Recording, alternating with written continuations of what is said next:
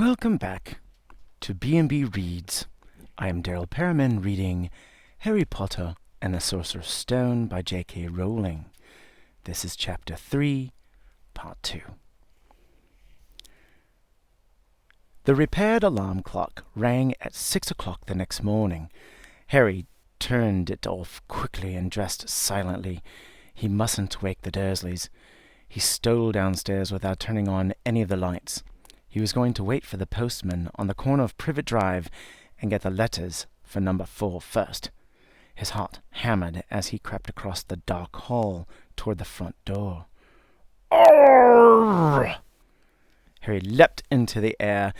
He trodden on something big and squashy on the doormat. Something alive. Lights clicked on upstairs, and to his horror, Harry realized that the big squashy something had been his Uncle Vernon's face. Uncle Vernon had been lying at the foot of the front door in a sleeping bag, clearly making sure that Harry didn't do exactly what he'd been trying to do. He shouted at Harry for about half an hour, and then told him to go and make a cup of tea. Harry shuffled miserably off into the kitchen, and by the time he got back, the mail had arrived. Right into Uncle Vernon's lap. Harry could see 3 letters addressed in green ink. "I want—" he began, but Uncle Vernon was tearing the letters into pieces before his eyes.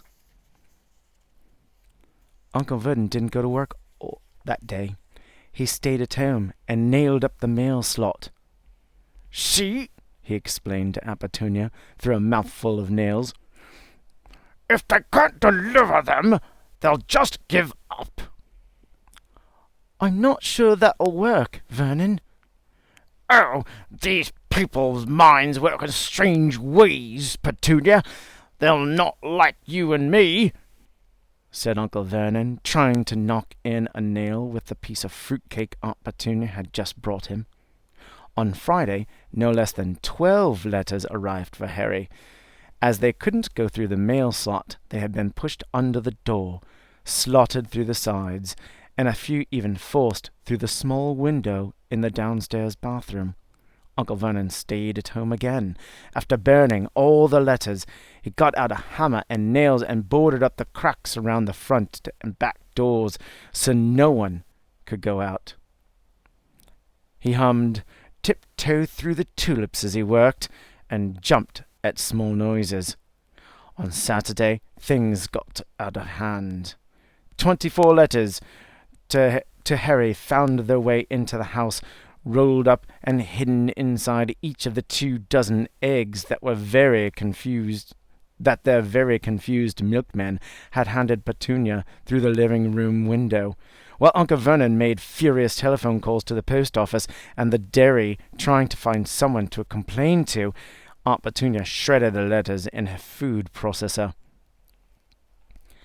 "Who on earth wants to talk to you so badly?" Dudley asked Harry in amazement. On Sunday morning, Uncle Vernon sat down at the breakfast table looking tired and rather ill, but happy. "No post on Sundays," he reminded them cheerfully as he spread marmalade on his newspapers. "No damn letters today." Something came whizzing down the kitchen chimney as he spoke and caught him sharply on the back of the head. Next moment, 30 or 40 letters came pelting out of the fireplace like bullets. The Dursleys ducked, but Harry leapt into the air trying to catch one. "Out! Out!" Uncle Vernon seized Harry around the waist and threw him into the hall. When Aunt Petunia and Dudley had run out with their arms over their faces, Uncle Vernon slammed the door shut. They could hear the letters still streaming into the room, bouncing off the walls and floor. "That does it," said Uncle Vernon, trying to speak calmly, but pulling great tufts out of his mustache at the same time. "I want you all back here in 5 minutes, ready to leave. We're going away. Just pack some clothes. No argument." He looked so dangerous with half his mustache missing that no one dared argue. 10 minutes later they had wrenched their way through the boarded-up doors and were in the car, speeding toward the highway.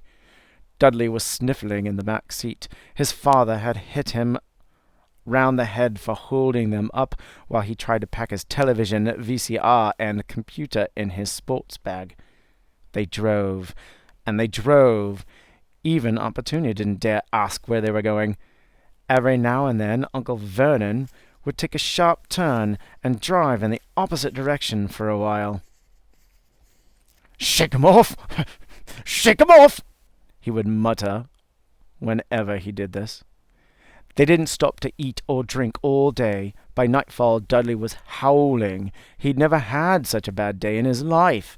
He was hungry. He'd missed 5 television programs he wanted to see, and he'd never gone so long without blowing up an alien on his computer.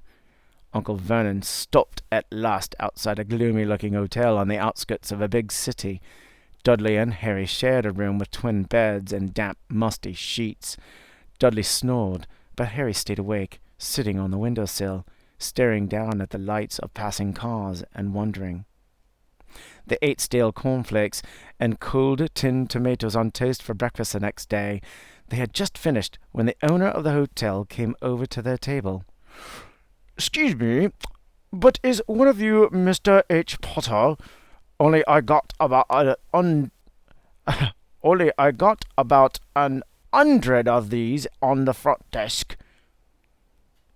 She held up a letter so they would read the green ink address. "Mr. H. Potter, Room 17, Railview Hotel, Cookwith." Harry made a grab for the letter, but Uncle Vernon knocked his hand out of the way. The woman stared. "I'll take them," said Uncle Vernon, standing up quickly and following her from the dining room. "Wouldn't it be better just to go home, dear?" Aunt Petunia suggested timidly, hours later, but Uncle Vernon didn't seem to hear her. Exactly what he was looking for, none of them knew.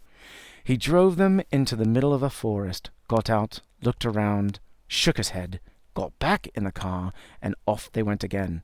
The same thing happened in the middle of a ploughed field, halfway across a suspension bridge, and at the top of a multi-level parking garage. "Daddy's gone mad, hasn't he?" Dudley asked Aunt Petunia dully late that afternoon. Uncle Vernon had parked at the coast, locked them all inside the car, and disappeared. It started to rain. Great drops beat on the roof of the car. Dudley snivelled. "It's Monday," he told his mother. "The Great Umberto's on tonight. I want to stay somewhere with a television." Monday. This reminded Harry of something. If it was Monday, and you could usually count on Dudley to know the days of the week because of his television, then tomorrow, Tuesday, was Harry's 11th birthday. Of course, his birthdays were never exactly fun. Last year, the Dursleys had given him a coat hanger and a pair of Uncle Vernon's old socks. Still, you weren't 11 every day. Uncle Vernon was back, and he was smiling. He was also carrying a long, thin package, and didn't answer Aunt Petunia when she had asked what he'd bought. "Found the perfect place," he said. "Come on, everyone out." It was very cold outside the car. Uncle Vernon was pointing at what looked like a large rock way out at sea. Perched on top of the rock was the most miserable little shack you could imagine. One thing was certain, there was no television in there. "Storm forecast for tonight," said Uncle Vernon gleefully, clapping his hands together. "And this gentleman's kindly agreed to lend us his boat." A toothless old man came ambling up to them, pointing with a rather wicked grin at an old rowboat bobbing in the iron-grey water below them. "I've already got some rations," said Uncle Vernon. "So all aboard." It was freezing in the boat. Icy sea spray and rain crept down their necks, and a chilly wind whipped their faces. After what seemed like hours, they reached the rock, while Uncle Vernon, slipping and sliding, led the way to the broken-down house. The inside was horrible. It smelled strongly of seaweed. The wind whistled through the gaps in the wooden walls, and the fireplace was damp and empty. There were only 2 rooms. Uncle Vernon's rations turned out to be a bag of chips each and 4 bananas. He tried to start a fire, but empty chip bags just smoked and shriveled up. "Could do with some of those letters now, eh?" he said cheerfully. He was in a very good mood. Obviously, he thought nobody stood a chance of reaching them here in a storm to deliver mail. Harry privately agreed, though the thought didn't cheer him up at all. As night fell, the promised storm blew up around them. Spray from the high waves splattered the walls of the hut, and a fierce wind rattled the filthy windows. Aunt Petunia found a few mouldy blankets in the second room and made up a bed for Dudley on the moth-eaten sofa. She and Uncle Vernon went off to the lumpy bed next door, and Harry was left to find the softest bit of floor he could, and to curl up under the thinnest, most ragged blanket. The storm raged more and more ferociously as the night went on. Harry couldn't sleep. He shivered and turned over, trying to get comfortable, his stomach rumbling with hunger. Dudley's snores were drowned by the low rolls of thunder that started near midnight. The lighted dial of Dudley's watch, which was dangling over the edge of the sofa on his fat wrist, told Harry he'd be 11 in 10 minutes' time. He lay and watched his birthday tick nearer, wondering if the Dursleys would remember at all, wondering where the letter-writer was now. 5 minutes to go. Harry heard something creak outside. He hoped the roof wasn't going to fall in, although he might be warmer if it did. 4 minutes to go. Maybe the house in Privet Drive would be so full of letters when they got back that he'd be able to steal one somehow. 3 minutes to go. Was that the sea, slapping hard on the rock like that? And 2 minutes to go. What was that funny crunching noise? Was the rock crumbling into the sea? 1 minute to go, and he'd be 11. 30 seconds. 20. 10. 9. Maybe he'd wake Dudley up just to annoy him. 3, 2, 1. Boom! The whole shack shivered, and Harry sat bolt upright, staring at the door. Someone was outside, knocking to come in. And so ends Chapter 3. Stay tuned for more B&B Reads Harry Potter and the Sorcerer's Stone, Chapter 4. Knocks.